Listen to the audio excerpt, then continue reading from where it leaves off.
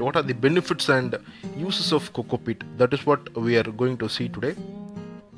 And if you are new to my channel, please do subscribe to my YouTube channel and click the bell icon for notifications. So let us get into the video. Generally, we can say the coco peat is a kind of a byproduct of the coconut. If you take a complete coconut, the outer shell, the hardened shell, will be surrounded by three kind of things: the cocoa fiber, the coco peat, and the coconut husk. So in that, the coco peat is a kind of a product which can be used for gardening and a different kind of things. Actually, if you take it, is a kind of a waste product in that coconut, but still it is very much useful in gardening. Generally, we used to buy it as a brick. It starts from 1 kg and 5 kg and around 10 kgs. Generally, I used to buy the 5 kg one. 5 kg one can expand up to 50 kg of it, because when it is soaked in water, it will expand into that much amount of coco peat. So it is always good to soak it in water and then use it.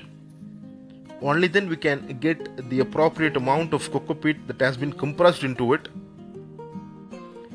If you see, before 15 to 20 years, I don't think we have heard about this coco peat or used it, because at that time we used to use the normal garden soil for our plants to grow. But nowadays, because of the popularity of the terrace garden and the rooftop garden, the coco peat has become, you can say it is one of the important thing in your garden.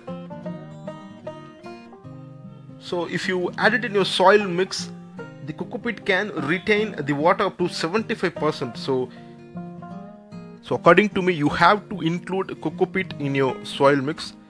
So this is a kind of a soil mix video you can see here.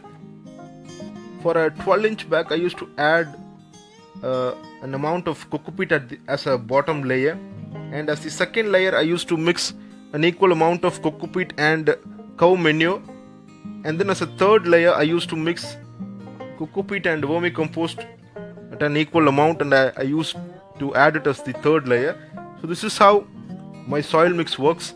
Sometimes I used to add some amount of soil, but most of the times I don't add it, because if you take a terrace garden, if you want to grow more number of plants, for example, if you want to grow 100 to 150 bags of plants, then it is very difficult for us to add more soil to the grow bag, because it can add up to the weight. Generally, we don't want to add more weight to our terrace, because at times it can spoil the terrace. So in that case, coco peat was the proper and the appropriate replacement that we can add it to our grow bag. And the next important thing is we can use coco peat for all types of plants, because it has a neutral pH, we can say. It has a pH of around 5.5 to 6.5, which is around neutral. So there are different things which are used in place of coco peat. There is one thing called a peat moss that was used for a long period of time, but it has a very acidic pH. It is around 4.5 to 5, which is very, very acidic. So as a proper replacement to peat moss, the coco peat can be used very, very effectively. The next important use of coco peat is that it can reduce frequent watering, especially if you are living in a city where you are using your terrace to do your gardening. Then in summer it is very, very difficult for us to water very, very frequently. So in that case, if you are including coco peat in your soil mix, it can reduce the frequent watering. As it can retain more water, we can just water once in 2 days. In that way, it can reduce some work in our garden. The next thing is that we can generally replace the soil with the coco peat. We can completely replace the soil with the coco peat, because generally a plant does not need the soil effectively, because a plant needs just the proper amount of nutrients, so called the NPK and other micronutrients. That's it. So in that way, we can give all kind of fertilizer which has these kind of nutrients, and we can add the coco peat and use it as a proper growing medium. That's it. We can replace the soil with this. The next important use is that you can use coco peat in methods like hydroponics, where we just use the water for giving nutrients to the plants. So in that case, you can use the coco peat as a growing medium for the plant and place it inside the water. So in that way, it can be used effectively in hydroponics too. The next use of coco peat is that when you are giving fertilizer to any type of plants, just mix a good amount of coco peat with it, because it has a neutral pH and the aeration will be so good. So in that way, you can add some amount of coco peat to the fertilizer and then you can add it to the plants. In that way, the fertilizer can be utilized by the plant. Like this, there are different types of uses for this coco peat. And the next use is that you can use it as a growing medium for seedlings. Generally, for preparing any types of seedlings, I used to use 50% of coco peat and 50% of vermicompost. That should be the proper soil mix for preparing seedlings. So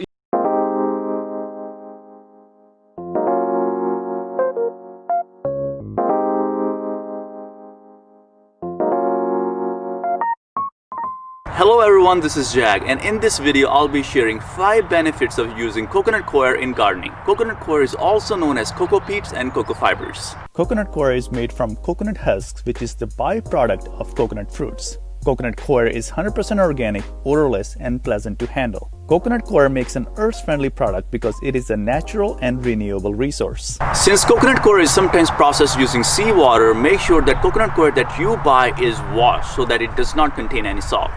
To get started, let's expand this brick of coconut coir in water. To use coconut coir, get a hold of a large container or tote and fill the container with water. After adding water to the container, place the coconut coir in the container. Coconut coir tends to float on water, so use a brick to help the coconut coir submerge and absorb water.